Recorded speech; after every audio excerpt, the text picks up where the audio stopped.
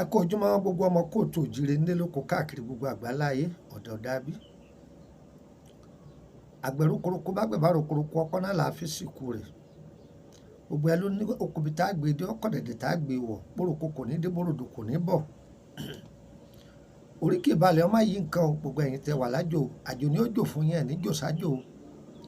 Orí ìwọ ní sálátakọ ẹsẹ̀ wa ẹsẹ̀ wọ kò ní sálátakọ ọwọ́ wa tí mẹ́tẹ̀ẹ̀ta bá ti takora wọn kò sóhun tẹ́dà ó gbé láyé tí ó rí gbé. Kò sóhun tí ó fọwọ́ bà tí ó bà ìgbà tíṣẹ́ tó ń ṣe tó ń lọ ọbẹ̀ lójoojúmọ́ ó forí rìn lọ ó fẹsẹ̀ rìn lọ ọ̀tá àtàtà kọ nígbà tí ọba ti bá kádàrá rẹ̀ mu èèyàn máa ṣàṣedànù ni. Wá jẹ́ ń kọ́ ẹlẹ́kọ̀ọ́ kan iṣẹ́ àrẹ̀mọ ń tàárọ̀ yìí.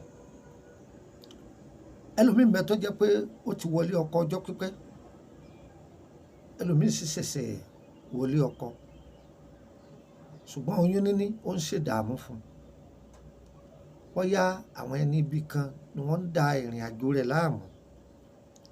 Ó ṣe bí oògùn kan tí mo fẹ́ fún ó ṣe bí oògùn kan kàǹkà tó máa pẹ̀jẹ̀ sí ni kò lè tó bẹ́ẹ̀ dúkìá Ọlọ́run ni mo tọ́ ká bọ́ sẹ́yìn kò lè tọ́ jáwé rẹ̀ ni. Ẹ lọ ṣe sáyẹ́ǹsì àwọn Yorùbá yìí tí ó jẹ́ pé inú èèyàn máa gbóná nǹkan kan máa ṣe ìpè tẹni tó ní jù o ìpè tẹni tó ní fìbúrò o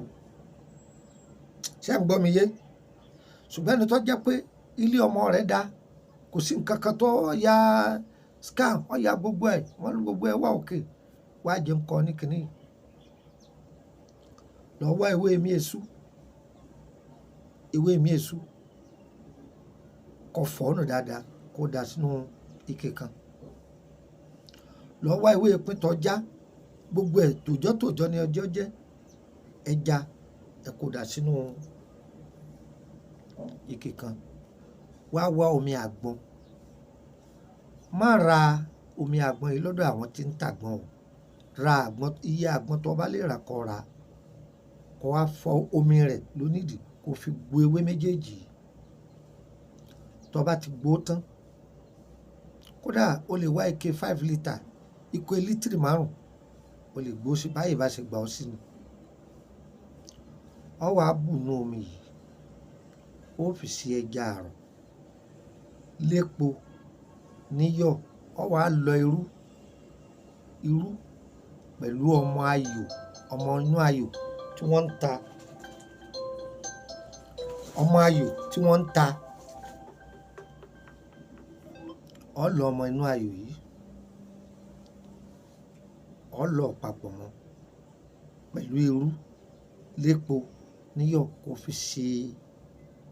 ẹja àrọ̀ yìí kó jẹ ní agbára Ọlọ́run gbìyànjú kó jẹ bí ẹ̀mẹ́ta ọba ti jẹ bí ẹ̀mẹ́ta ìwọ́gán rí i pé ìyanu ṣẹlẹ̀ nínú ayé rẹ̀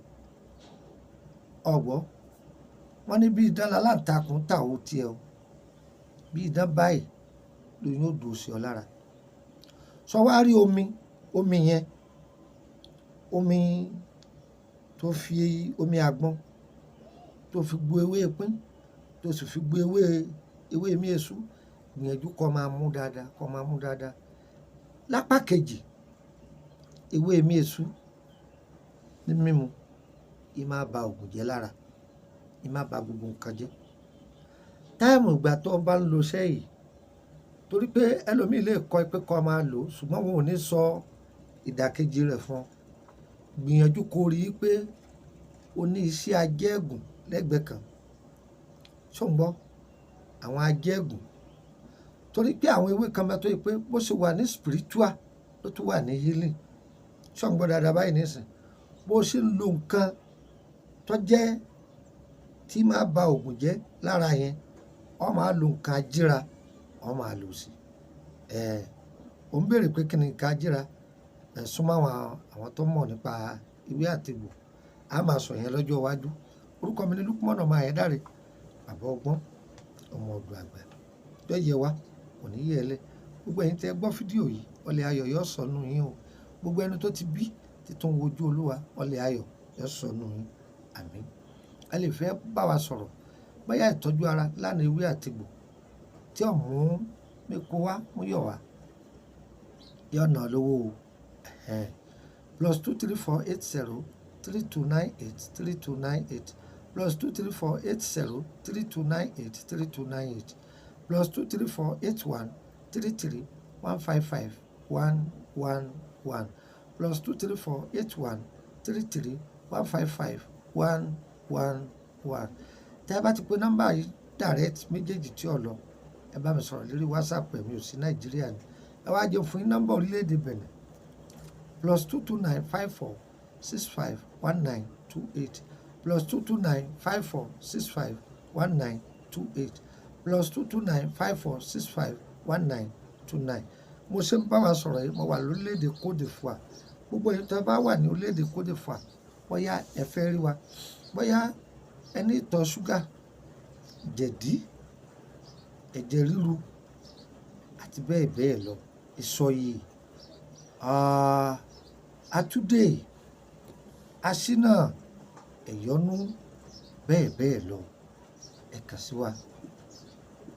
wa gbogbo ẹ bẹ̀rẹ̀ láti fẹ́ẹ̀mì èló ní jẹ́ fẹ́ẹ̀mì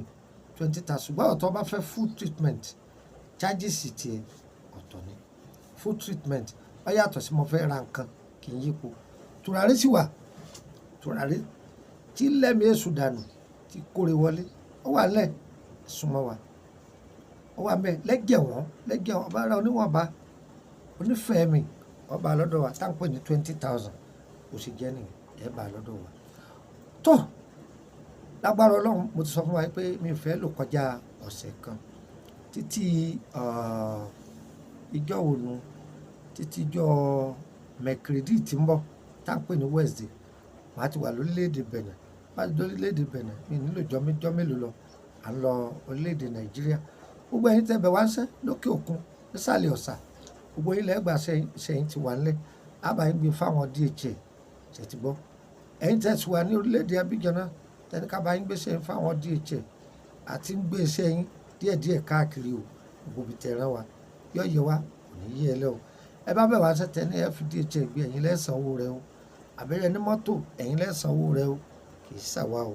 ẹ fẹ́ béèrè nípa ìrìn àjò ayé yín ẹ kàn sí wa àwa kọ́ Ọlọ́run ni yọ yẹ wa o kò ní yé ẹ lẹ́ o tá a fẹ́ Elédùà ṣe èyí tá a fẹ́ Elédùà mọ̀ jìnnà sí wa ẹ wá fẹ́ béèrè bóyá lórí ohun tá a sọ àbí lórí àwọn ètò tá a ti ṣe kọjá gúrùpù wà fún a ní public group a sì ní private group yìí 5,000 ni wọ́n fi ń wọbẹ̀ tẹ́lẹ̀ tí í ṣe sẹ́mi ní orílẹ̀-èdè France country ṣùgbọ́n nísì ó ti di dmi tá à ń pè ní 10,000 ti Nàìjíríà wọ́n tó bá mọ̀ pọ̀ fẹ́ béèrè bẹ́ẹ̀ lọ́ọ́ darí ìbéèrè rẹ sí ẹ dákun iṣẹ́ kan mo rí pé júwe rẹ̀ ẹ wá ní ìnídàn lóhùn tó bá join private group yìí ìnídàn lóhùn bákan náà ọbẹ̀ máa béèrè àláre ni ọbẹ̀ máa béèrè pé iṣẹ́ kan mo fẹ́ ọba ti wọ bẹ̀ bí school níbẹ̀ jẹ́ a máa júwe ewé àti gbò fún wa àti lílò rẹ̀ kò sì jẹ́ ni ṣùgbọ́n public tó bá wọ bẹ̀ free ni o lè béèrè kankan ọkà jẹ́ mẹ́mbà ni wọ́n àwọn ewé tá a ti fílẹ̀ látọjọ́ pé wọ́n máa jàǹfààní rẹ̀ àtàwọn àǹfààní kọ̀ọ̀kan ọ̀sáyè béèrè fún ọ yọ yẹ wa kò ní yẹ ẹ lẹ́ o ire o òjò kí rọ̀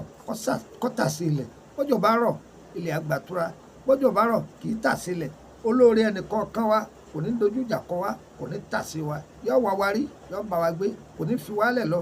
láé àti láé àmín ire o ire kàbìtì nílé gbogbo wa o àmín.